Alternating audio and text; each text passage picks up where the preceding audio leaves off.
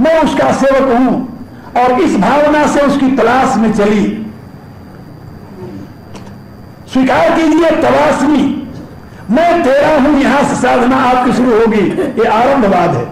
आरंभवाद में शरीरस्थ प्राणी जो है वो पंचमहाभूतों से बने हुए शरीर में ही आत्मा का भाव करता है, लेकिन वो जानता है कि आत्मा जो है पंचमहाभूतों से बनी हुई शरीर में जो है वो स्वयं में कारण नहीं, इसका कारण जरूर कोई है। तो कारण की तलाश करने के लिए यहां से यात्रा शुरू करता है। लेकिन जब आप साधना में लगेंगे, थोड़े दिनों पश्चात आपको अनुभव होने लगेगा कि सही में पंचमहाभूत आपके माता पिता नहीं हैं, और जिनको माता पिता समझ रखे हो भी नहीं है, तो पंचमहाभूत की जो मूर्ति है, शरीर को जन्म देने वाले हैं, रियल मदर एंड फादर, सही माता पिता आपके कौन है, उसकी तलाश आपको बढ़ेगी। ये आरंभवाद से जब आप उस पॉइंट पर पहुंचेंगे तब वो प्रारंभ हो जाएगा वहां से परिणामवाद। आरंभवाद में द्वैत है, मैं हूं, जगत है और इसका कारण है, मेरा और जगत का कारण, यह द्वैतवाद है। यहां से फिर जिसमें जगत, जीव और ईश्वर तीनों को अलग अलग स्वीकार किया जाता है, यहां साधना शुरू होती है। लेकिन जब आप साधना में आगे बढ़ेंगे तो आपको लगेगा कि मैं और जगत आखिर कहां से आए, ये स्वयं में कारण तो नहीं, का कोई कारण होगा, और जो कारण है वो कार्य से अलग नहीं रहता।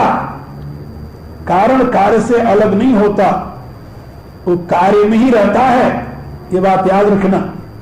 एक दिन मैं पादरी से चर्चा कर रहा था, तो वहां पर जब इस विषय में बात चली तो मैंने उससे पूछा, वो मेरे से कहने लगा कि do you believe that this world is creation of God head? मैंने कहा no, I never believe, how it can be possible. वो कहता है कि यह संसार परमात्मा ने बनाया, आप विश्वास करते हैं? कहा बिल्कुल नहीं, असंभव है, परमात्मा संसार बना ही नहीं सकता। अरे बड़े आश्चर्य की बात, परमात्मा ने संसार नहीं बनाया तो संसार बना कैसे? मैंने उससे पूछा, हम क्या विश्वास करते हैं क्या? बोले हाँ, हमारी बाइबल कहती है परमात्मा ने संसार को बनाया। हम कहा वो परमात्मा किसी व्यक्ति का नाम है तुम्हारे यहां? बोले ना। हम कहते फिर कहा God is omnipresent, omnipotent, omniscient. हम कहा if God is omnipresent then how he can create this universe? जो परमात्मा सब जगह है वो संसार को कैसे बनाएगा?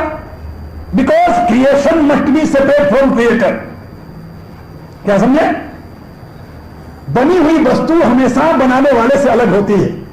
कुम्हार ने घड़ा बनाया मिट्टी लेकर के, कुम्हार में तो मिट्टी में डालते हैं, घड़े में डालते हैं, कुम्हार की कला है वो। If you believe that this world was created by godhead, then your God can't be omnipresent. How he can be omnipresent and how he can be creator? Then we believe, not believe, but I realize through my practice that this universe is only manifestation of supreme cause. This is not creation. इसके लिए हमारे यहां एक शब्द है संस्कृत में, सृजन। सृजन, सृजन माने जानते हो क्या होता है? सृजन माने बनाना नहीं होता, सृजन माने होता है उद्गिरण। सृज उद्गिरण धातु है व्याकरण की। जो अव्यक्त से अभिव्यक्त हो जाए उसको सृजन कहते हैं। ये बात समझे? इसका नाम है सृष्टि। सृष्टि जानते हो? ये सृज धातु से सृष्टि शब्द बना है। सृष्टि शब्द का अर्थ होता है अव्यक्त से अभिव्यक्त होना। इसका परमात्मा रचयिता नहीं है, परमात्मा इसका अभिन्न निमित्तोपादान कारण है। वही इसका उपादान कारण है, वही इसका निमित्त कारण, क्योंकि वही स्वयं इस जगत के रूप में अभिव्यक्त हुआ है और विज्ञान इसकी पूर्ण रूप से समर्थन करता है। तो मैं आप लोगों को बता रहा था कि जब आप आरंभवाद से आगे बढ़ेंगे, जहां त्रैत की स्थिति है, साधना में लगेंगे, तब आपको लगेगा कि सही में मेरा कारण ये संसार नहीं है और संसार स्वयं अपना कारण भी नहीं है। मेरा और संसार का कारण कोई और है। जब कारण की आप तलाश करने लगेंगे तो आप पहुंच जाएंगे कि चेतन का कारण तो महाचैतन्य है और इस गुणात्मक सृष्टि का कारण एक गुणमयी शक्ति है। फिर आप पहुंचेंगे उस अवस्था में जहां प्रकृति और पुरुष की स्वीकृति है। पहले तो तीन था ना, मैं, जगत और परमात्मा। अब रह गया दो। दो क्या? चित और अचित। चित चितेर न तृतीयो। अब रह गई एक प्रकृति और दूसरा रह गया परमात्मा। आप कहां गए? आपका शरीर जो था वो प्रकृति का अंश था, प्रकृति में चला गया। आपका चिरांश जो था वो परमात्मा की ज्योति थी, उसमें चली गई। अब रह गई प्रकृति और परमात्मा। अब प्रकृति और परमात्मा की अवस्था में जब पहुंचे, एक इस अवस्था मालूम होता है जानते हो? जब संप्रज्ञात समाधि होती है। संप्रज्ञात समाधि से परे जब असंप्रज्ञात समाधि में जाएंगे तब वहां एक परिणामवाद ही नहीं रहेगा। इसको कहते हैं परिणामवाद। पहले आरंभवाद है, फिर संप्रज्ञात समाधि में परिणामवाद है, और परिणामवाद के पश्चात निर्विष समाधि में, असंप्रज्ञात समाधि में विवर्तवाद की अनुभूति होती है। विवर्तवाद में आप ये अनुभव करेंगे सही में न यहां कोई प्रकृति है न यहां कोई पुरुष है, ये तो एक ही सत्ता अनेक रूपों में स्वयं को प्रकट कर रही है। यस्मिन् सर्व, वेद कहता है यस्मिन् सर्वाणि भूतानि आत्मा एव अभूत विजानत तत्र को मोह कशोक एकत्वम मन पश्यत। जिस अवस्था में आपको अनुभव हो जाएगा कि एक ही सत्ता, एक ही वह पर ब्रह्म अनेक रूपों में स्वयं को अभिव्यक्त किया है, उसकी गुणात्मिका शक्ति से जगत बन गया, उसकी ज्ञानात्मिका शक्ति चेतन रूप में, जीव रूप में प्रकट हो गई, वह गुण और ज्ञान का जो समुद्र है वह परब्रह्म परमात्मा है। फिर आपकी ये द्वैत वृत्ति, आपकी त्रैत वृत्ति, आपकी भेद वृत्ति सदा के लिए समाप्त हो जाएगी, और फिर आप स्वयं में भूमा तत्व का अनुभव करेंगे जो आपके जीवन का परम लक्ष्य है। और इस परम लक्ष्य की सीख भगवान राम ने अपने जीवन में दी है। बात समझे? एक बार ऋषियों ने एकत्रित होकर के भगवान राम के चरणों में उपस्थित होकर प्रश्न किया कि प्रभु, हमारा आपका जीव ईश्वर का क्या संबंध है? भगवान राम ने सोचा कि मैं क्या इन्हें उत्तर दूं। बगल में विराजमान थे भगवान मारुति जो हमारे परमाचार्य हैं। भगवान मारुति से पूछा, हनुमान हमारा तुम्हारा क्या संबंध है? हनुमान ने बड़े विनम्र शब्दों में हाथ जोड़कर प्रभु से कहा, प्रभु देह दृष्टिया तो दासो हम, शरीर की दृष्टि से मैं आपका दास हूं, आप मेरे स्वामी हैं। और जीव दृष्टिया तो वंश का, और चेतन की दृष्टि से, जीव की दृष्टि से मैं आपकी एक ज्योति हूं और आप मेरे स्रोत हैं। जीव दृष्टिया तो वंश का, किंतु तत्व दृष्टिया तमेव हम, लेकिन तत्व की दृष्टि से जब हम देखते हैं प्रभु तो जो आप हो वही मैं हूं, सब मनुष्य आप। इसमें एक सिद्धांत में त्रैत, द्वैत और अद्वैत, यानी आरंभवाद, परिणामवाद और विवर्तवाद, तीनों वाद एक ही सिद्धांत में सिद्ध हो जाते हैं। हम इसी मार्ग के अनुयायी हैं। आप लोग जानते हो, हम इसी मार्ग के अनुयायी हैं। शरीर की दृष्टि से हम प्रभु के सेवक हैं, और जीव की दृष्टि से हम प्रभु के पुत्र हैं, अंश हैं, और तत्व की दृष्टि से जो परमात्मा है वही आप हो, क्योंकि दो चेतन नहीं हो सकता, ये मेरा सिद्धांत है और वेद की घोषणा है। तो मैं आप लोगों को बता रहा था कि यह ब्रह्म विद्या का जो दृष्टिकोण है, जब इसको आप अपना लेंगे स्वभावतः आपके जीवन में यूनिटी इन डाइवर्सिटी, अनेकता में एकता का दर्शन करने का अभ्यास हो जाएगा। यदि आप अनेकता में एकता देखने के व्यस्त हो गए तो क्या होगा? यस्तु सर्वाणि भूतानि आत्मन्नेवानुपश्यति सर्वभूतेश्चात्मानं ततो न विजुगुप्सते। जब आप एक ही आत्मा को अनेक रूपों में प्रकट हुआ अनुभव करने लगेंगे तो आप दुनिया में किसी से घृणा नहीं करेंगे, किसी से द्वेष नहीं करेंगे। विजुगुप्सा माने घृणा, जुगुप्सा माने द्वेष, जुगुप्सा माने ईर्षा, जुगुप्सा माने कंपटीशन, जुगुप्सा माने बैर। ये सारा रोग जो है हमेशा के लिए आपका समाप्त हो जाएगा और आपका जीवन सुख से, शांति से, सच्चिदानंद से भर जाएगा। और यहां पर इस सिद्धांत की पूर्ण अभिव्यक्ति होती है, उसको हमारे यहां कहते हैं पूर्णावतार। जहां पर इसकी थोड़ी अभिव्यक्ति होती है अंशावतार होता है। वो ये बात समझे? अंशावतार माने केवल यह अनुभव आया कि मैं प्रभु का अंश हूं, परमात्मा मेरा यानी बाप है। उस स्थिति में आप पहुंचे तो एक अंश प्रभु का आप में प्रकट हो गया है। पूर्णावतार में पूर्ण ज्ञान, पूर्ण प्रेम, पूर्ण शक्ति का आविर्भाव होता है। अंशावतार में थोड़ा ज्ञान, थोड़ा प्रेम, थोड़ी शक्ति का आविर्भाव होता है। इसलिए जीव सारे परमात्मा के अंश कहे जाते हैं।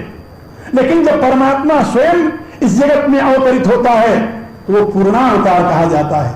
हमारे इतिहास में भगवान राम, भगवान कृष्ण पूर्णावतार है। आज का ये पावन दिन पूर्णावतार परमेश्वर के अवतरण का दिन है, इसीलिए हमारे लिए आदर्श हैं और उनके रास्ते के बताए हुए चलने पर हमारा लोक और परलोक दोनों सिद्ध होता है। मैं दुनिया में लगभग 20 वर्षों से, पहले 20 वर्ष भारत में, हमें ये कार्यक्रम करते हुए 40 वर्ष हो चुके हैं। 40 वर्ष से मैं इस प्रचार कार्य में रत हूं। उसमें से पहले 20 वर्ष तो हमने भारत में लगाए और फिर बाद में 1972 से अब 20 वर्ष हो गए हमें विदेशों में काम करते, अमेरिका और यूरोप के देशों में। भगवान की कृपा से मुझे सुयोग्य शिष्य मिले, बड़ी कृपा रही भगवान की। आप लोग जानते हो, एक मेरी प्रिय शिष्या शारदा जी यहां विराजमान है, हमेशा रहती है। आप लोग खूब जानते हो उनकी साधुता, उनकी योग्यता, उनकी साधना, उनकी तपस्या। उनके विषय में मुझे कुछ विशेष कहने की जरूरत नहीं, आप लोग सुपरिचित हैं। जैसे शारदा जी यहां पर रह करके आप लोगों में गीता और रामायण के माध्यम से इन दिव्य विचारों को वर्षों से प्रसारित कर रही हैं।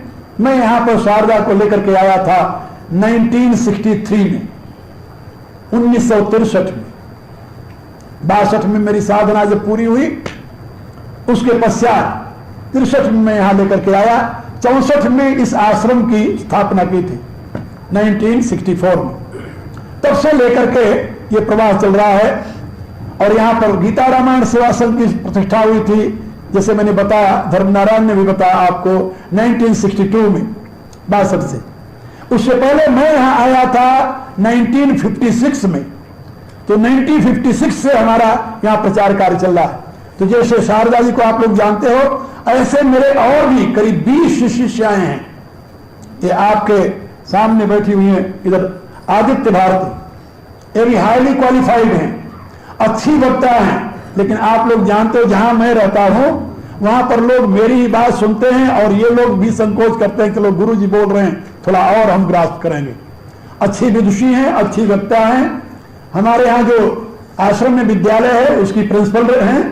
और दूसरी ये जो हमारे शिष्या हैं स्वयं प्रभा जी, आप अभी सुन रहे थे, धर्मनारायण ने बताया जैसे कि ये वहां पर पोस्ट ग्रेजुएट कॉलेज है गवर्नमेंट का, उसमें अर्थशास्त्र की प्राध्यापिका रही। अभी त्याग पत्र दे करके, ये भी आज से नहीं, 1966 से मेरे पास है, मेरे साथ, आज से नहीं है। और इसी अवस्था में रहते हुए काम करती रही हैं। काषाय वस्त्र अभी साल भर पहले इन्होंने धारण किया है। इसी प्रकार से हमारे और भी बहुत से शिष्य हैं। आपके सामने इधर सुधर्मानंद बैठे हुए हैं, ये भी कई वर्षों से मेरे साथ हैं, ये भी ग्रेजुएट हैं और अच्छे वक्ता हैं। लेकिन मैंने बताया ना कि जब मैं रहता हूं तो सारे वक्ता मौन साधे रहते हैं और जब मैं चला जाता हूं सब अपने अपने जगह पर पूरे पंडित होते हैं। हाँ। और इसी प्रकार से हमारे जहां जहां आश्रम हैं, अमेरिका में, कनाडा में, इंग्लैंड में, हॉलैंड में, मेरे सारे शिष्य जो अच्छे विद्वान तैयार हैं, सभी एमए पीएचडी से कम कोई नहीं है। भगवान बड़ी कृपा है, अनपढ़ मैं हूं केवल संस्था में। सही। एक दिन केरल, यहाँ साउथ कैरोलाइन है अमेरिका में, वहां यूनिवर्सिटी में बोल रहा था, कोई बात चली तो मैंने उनसे कहा, हम कहा कि देखिए आप लोग हमें आमंत्रण किए हो यूनिवर्सिटी की तरफ से, सीरीज ऑफ लेक्चर था मेरा वहां भारतीय दर्शन पर।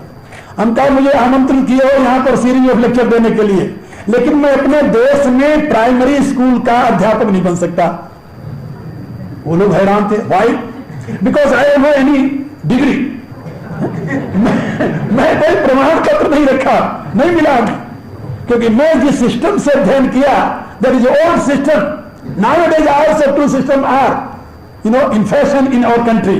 दो प्रकार के सिस्टम आज भी भारत में प्रचलित हैं, और वो दो प्रकार के सिस्टम कौन है? एक तो यूनिवर्सिटी वाले, प्राइमरी से लेकर के पीएचडी तक, और एक वो जिसमें हम पढ़े हैं, जहां गुरु के चरणों में रहकर, गुरु के चरण दबाते हुए, उनके लिए भोजन बनाते हुए, उनकी सेवा करते हुए, उनके वस्त्र धोते हुए, उनके चरणों में बैठ करके अ से शुरू करके और आप आचार्य तक की डिग्री प्राप्त कर लें। लेकिन उस डिग्री का कोई कीमत नहीं होती, क्योंकि उससे नौकरी नहीं मिलती, योग्यता मिलती है। और हम पहले जब शुरू किए इस प्रकार की डिग्री अपने यहां केंद्र में, इस प्रकार के विद्यालय शुरू किए, तो लोगों ने कहा कि आपके यहां पढ़े हुए विद्यार्थी यदि डिग्री नहीं पाएंगे सरकार से तो नौकरी कैसे करेंगे। हम कहा भाई नौकरी कराना हो तो वो तो फिर सरकारी स्कूल में ले जाना पड़ेगा, फिर तुम सोचो कि ज्ञान भी आ जाए और डिग्री भी मिल जाए, दोनों एक साथ नहीं होता। दोनों एक साथ नहीं होता, डिग्री और ज्ञान का संबंध नहीं है आपस में, याद रखना। कि डिग्री की जब दृष्टि होती है तो उतने सब्जेक्ट पढ़ा जाता है जितने से नंबर अच्छे आ जाएं, ये आप लोग जानते हो, पढ़े लिखे हो। और हम जिसमें पढ़ते हैं वहां नंबर की कोशिश होती नहीं, वहां तो होता है कि ज्ञान कितना आया, कितने को आप ग्राफ्ट कर सके। तो हमारी परीक्षा का आधार हमारे आचार्य होते हैं। आचार्य ने देखा कि शिष्य ने सारा याद कर लिया, हमारे आचार्य ने मुझे दर्शन शास्त्र की पुस्तक दी, दर्शन शास्त्र की पुस्तक दी, कहा कि इसको पहले तुम याद करके आओ, फिर आगे हम तुम्हें पढ़ाएंगे। योग दर्शन पुस्तक थी, 195 उसमें सूत्र थे। सायंकाल को उन्होंने दी तो सोचते थे कि एक सप्ताह बाद ये आएगा, पूछेगा कि बताओ आगे। सवेरे में हाजिर हो गया, प्रणाम किया, बैठ गए। क्यों बच्चे, तुम्हें मैंने कल दिया था वो पुस्तक पढ़ी? उसे कहा प्रभु पढ़ ली। कहा मैंने पढ़ने के लिए नहीं कहा था, मैंने कहा याद कर लो। हम कहा प्रभु याद कर लिया, याद कर लिया? हम कहा हाँ, मैंने नियम दिया जब आप दिए कि इसे याद करके तब सोऊंगा, तो इसका अभिप्राय तुम रात भर में याद कर लिया? हम कहा बिल्कुल, 2 बजे याद करके तब मैं सोया और 4 बजे से उठकर फिर अपने काम में लग गया। अब आपके सामने बैठा हूं सेवा में, अब आप मुझसे पूछो तो मैं अथ योगासन अनुशासनम से लेकर के आखिर सूत्र तक मैं आपको सुना दूं। आप सोचो मेरे गुरुदेव कितने प्रसन्न हुए होंगे उस समय मेरे ऊपर, आप कल्पना कीजिए।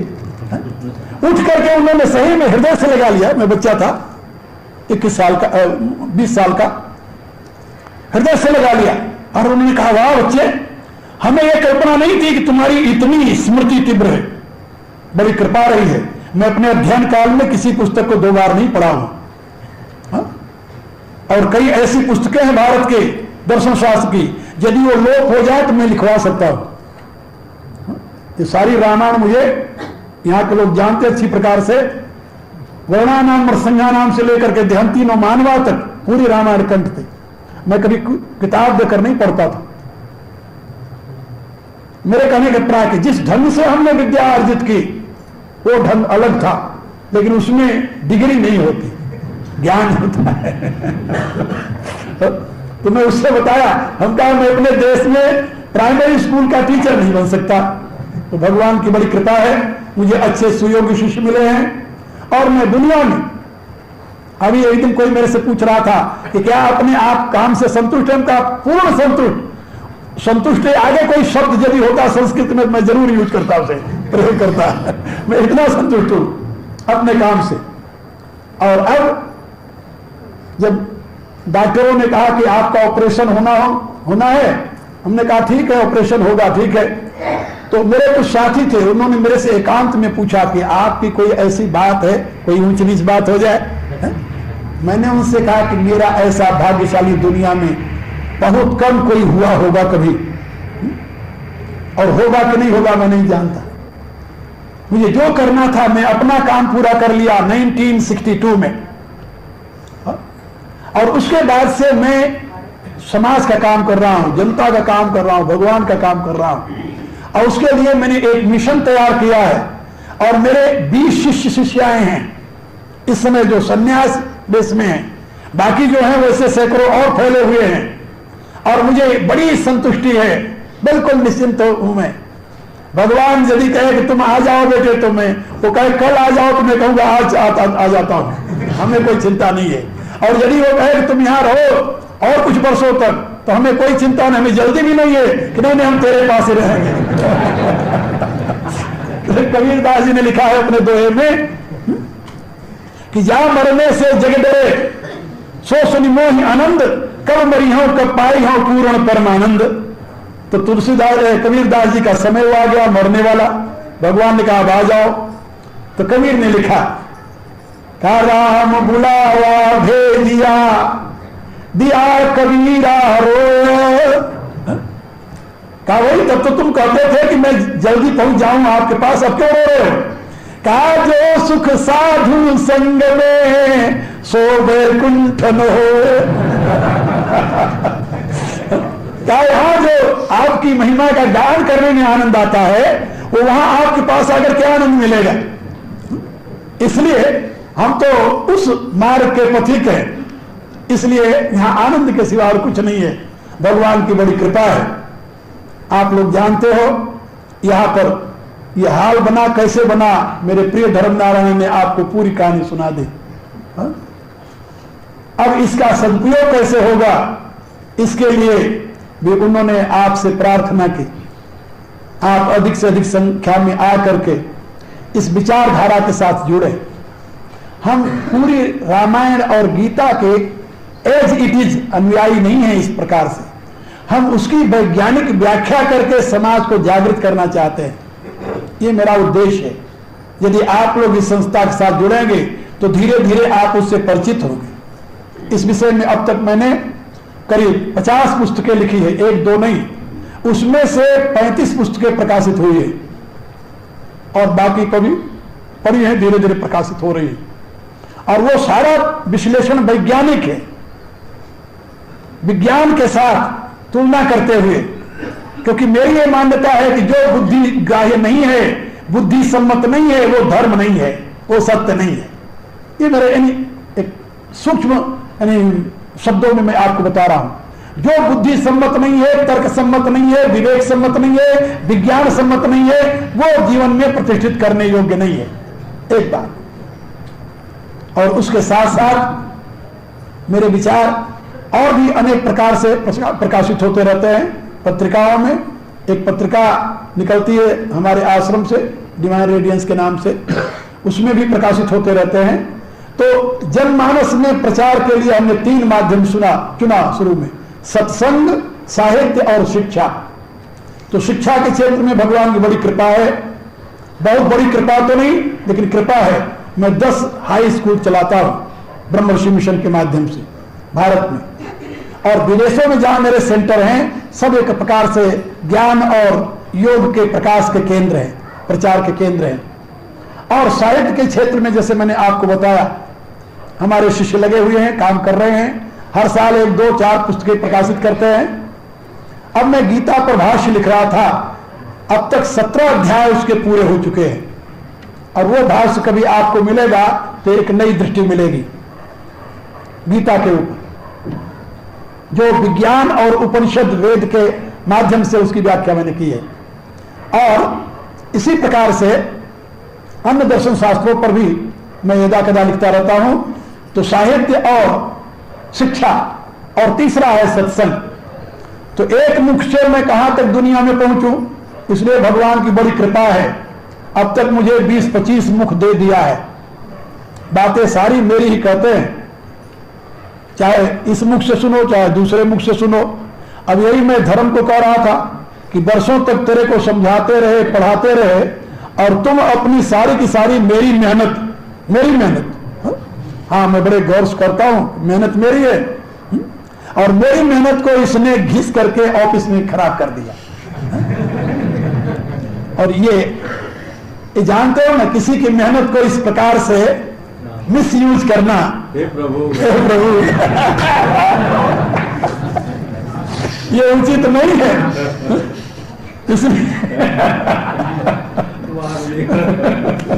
इसलिए मैं कह रहा हूं कि भाई तुम निकलो यहां से। अब ये समस्या हो गई कि ये तो निकले यहां से, तो यहां देखे कौन? तो जैसे एक धर्म है, ऐसे मैं चाहता हूं कि यहां से और भी लोग निकलें। आप लोगों में से कोई ऐसे लोग, उत्साही कार्यकर्ता आगे आवें जो इस काम को चलावें। आप लोगों को शायद पता होगा, यहां पर हमने हरिजनों के घरों में जाकर पाठ किया है रामायण का, हरिजनों के घरों में। और हमारे जो प्रिय शिष्य और बिल्कुल छुआछूत को पक्के मानने वाले अंबालाल दीक्षित, उनसे मैं पूजा करवाता था वहां। तो पहले और जब एक बार यहाँ हरिजन कॉलोनी में हम गए वहां पर, और जब वो बतासे का प्रसाद हरिजन लाया रख दिया, तो वो देखने लगे कि कहीं गुरुजी ने कहा कि इसे खा लो। ये अम्बालाल जी, और सबसे पहले उसमें से मैं उठाया, एक अपने मुंह में डाला और दूसरा उठाकर उनको दिया। अब उन्होंने देखा गुरुजी खा रहे हैं तो फिर मैं ये भगवान का प्रसाद है। मेरे कहने के प्राय मेरी ये चाह थी कि रामायण को हम हर एक घर में पहुंचावें, जिसमें जाति का बंधन न हो, वर्ग का बंधन न हो, धनी और गरीब का बंधन न हो। भगवान की बड़ी कृपा इस क्षेत्र में मेरे शिष्यों ने बहुत प्रयत्न किया। और जैसे अभी बता रहे धर्मनारायण 18 वर्ष तक यहाँ एक कार्यक्रम चलता रहा। अब तो कई मेरी देखा देखी प्रोफेशनल यहाँ पर संस्थाएं बन गई हैं, वो रामायण का पाठ करती हैं और एक शनिवार रविवार 24 घंटे लगाए और 400-500 रुपया उनके हिस्से आ गया, अपना काम चला रही हैं। लेकिन ये बात याद रखो, जब धर्म मिशन में होकर के प्रोफेशन बन जाए तो धर्म धर्म नहीं रह जाता, उसकी पवित्रता समाप्त हो जाती है। खैर, फिर भी मैं चाहूंगा कि फिर कुछ नौयुवक मेरे पास आवे। जब मैं यहां था तो मेरे पास 50-60 लड़के थे जवान, जो कि साइकिल लेकर के मेरे पीछे पीछे हर रविवार को कहीं न कहीं जाकर के बैठते थे। अभी जिसकी बात कर रहे थे हमारे प्रिय शिष्य भूरेलाल जी, जिनके लड़के बैठे हुए हैं, हर एक पाठ में रात्रि की ड्यूटी वो लेते थे, कहते थे रात्रि की ड्यूटी हमें दे दो।